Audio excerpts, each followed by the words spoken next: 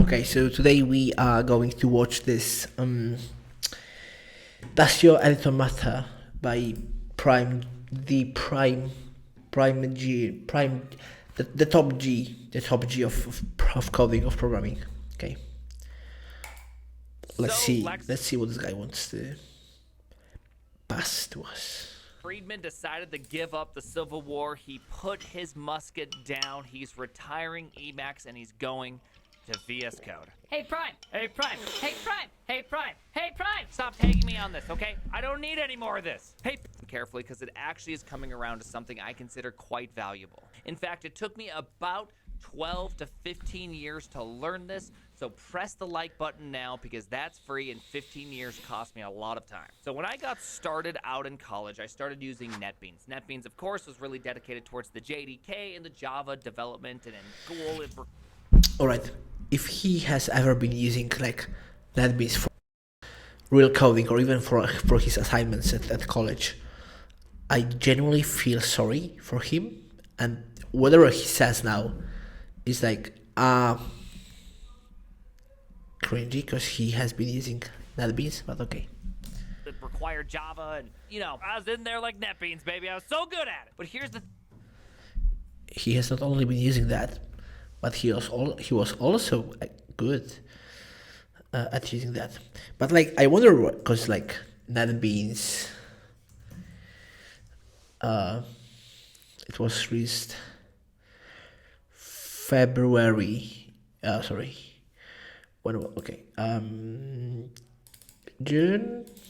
What about Eclipse? Because I think like Eclipse is was a bit better. Eclipse. Okay. Release date. Okay. No. Okay. So he November 21. Okay. He has to use NetBeans. Okay. I genuinely feel sorry for this guy, but okay. Biggs. Here's the thing is that I didn't really learn the editor. I didn't know how to compile Java. I kind of just had like my little walled garden that I worked in. I could press the play button, the debug button, and I could get my assignments passed, but I never took the time to really learn my editor, my OS, command line tools, anything. Okay, so I think like, mastering or like being good at this like basic tools, so IDE most probably is like generally a good idea, but I don't think that you need to master like OS or command line if you are just starting out or if you are just starting coding. So because if like you have this IDE because it's like a higher level of abstraction for you, and once you want to actually like learn about this, like when your work requires that, then you actually should learn this. I don't think you should starting your coding adventure by learning like how the internals of OS work. I never had this desire to not just simply be good at coding, but be good at the tools that I use. And it took me a long time before. All right, this is something that I agree with because, yeah, you have to be. It will save you lots of time, actually. Or that really settled in, because I would always say the exact same thing that people say to me on Twitter all the time. You guys use Vim and you just want to be cooler than everybody else, and I don't have time to be configuring anything. I need my editor out of the way so I can code. I literally said that stupid crap all the time. But real talk, that was a big mistake on my part, and the mistake is twofold. But like I said, this is the important part. So the first thing is that I never really got good at my tool. The amount of speed ups and the things you can do, regardless of the editor you Yeah, 100% agree on that.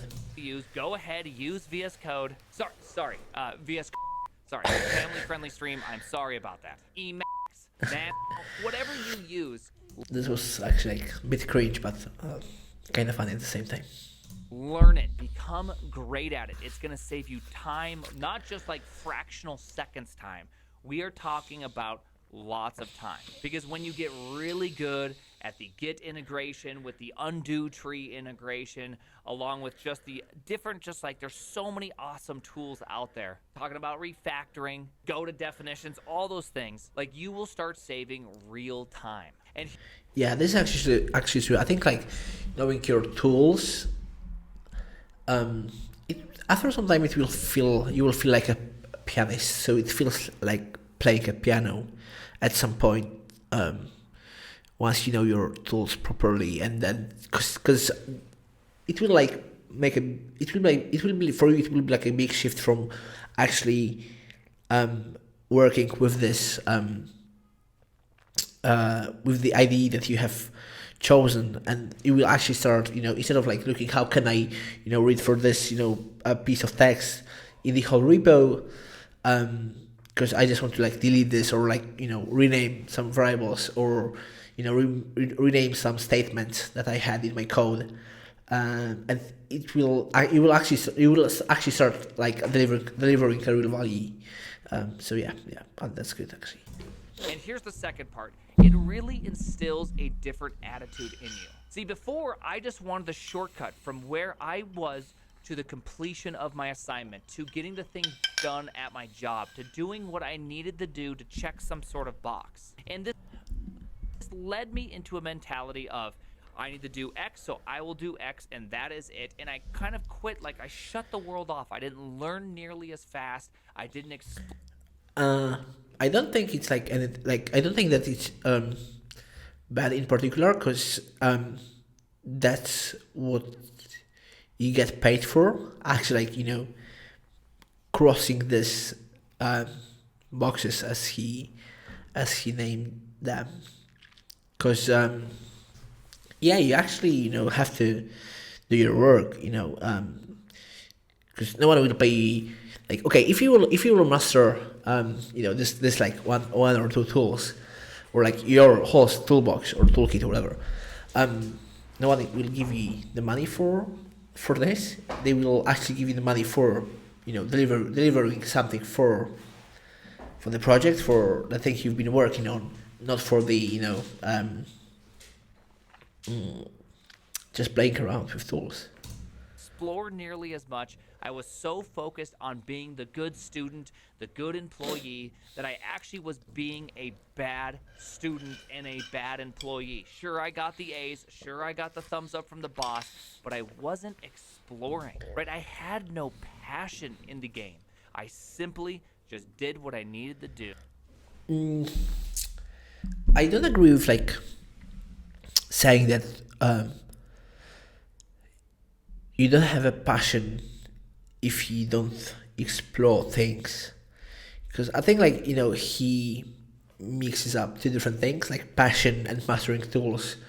Mastering tools can actually be part of your job, if you can do this. Like, so first thing, give value to the company, to the project, bring some value to the project, then like increase your knowledge, your value, your speed, the speed that you're working with. And then number 3, what he mentions, at least from my point of view.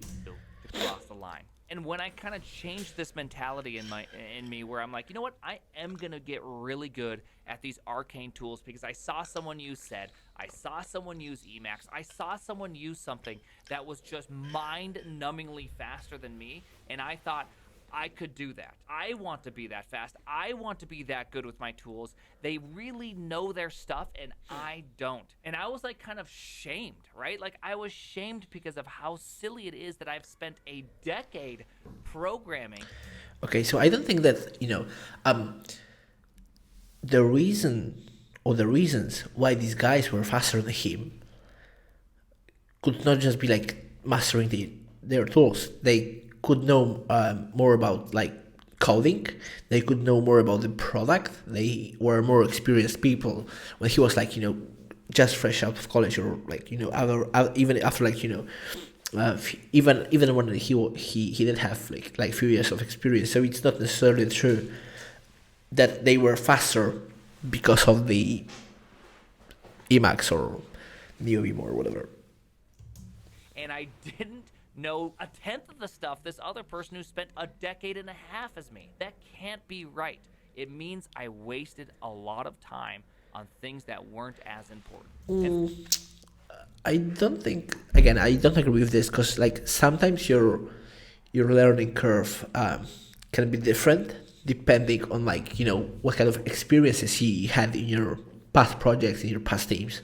So not like you cannot compare you cannot compare like two devs, with 10 years of experience or like 5 years of experience, because I have colleagues who has been working like for 5 years, but they've been like repeating 1 year of experience every time, so they have like five times 1 year of experience. And I have colleagues who have like 5 years of experience, but they were like constantly growing. They were like changing jobs, changing projects, changing technologies. So yeah, I don't necessarily agree with that. As well, that you can always compare like 10 years to 10 years. And yeah, so he clearly could be doing something wrong, but it's like just about tools that he used. I don't think so, personally. And so that's what I'm trying to get at, is that I hope you can adopt this mentality of curiosity, this mentality of mastery. If you're 20 years old, this is the thing you're going to be doing for potentially the next 40 years. Learn to love it. Learn to be a master of it. Learn your editor. Oh, he's a Rust guy. Yeah, that's kind of cool. Yeah, I mean, like, I agree with, like, learning your tools, your technologies, your frameworks, and like loving to learn, because yeah, you will be learning a lot. Please, you don't have to use Neovim, though it is the best. It's just the best. That took me longer than 10 years to learn, and I'm hoping that you can learn it in less than 10 minutes. And if you did, hit that sub button. Thank you very, very much. The name is the PRIMEAGEN. PRIMEAGEN, okay, that's how we say this. Yeah, I mean, like, he was kind of right, but also I would not agree with everything he said. So yeah, I kind of enjoyed that. So yeah, I'm gonna sub him as well. Subscribe. Yeah, on to the next one.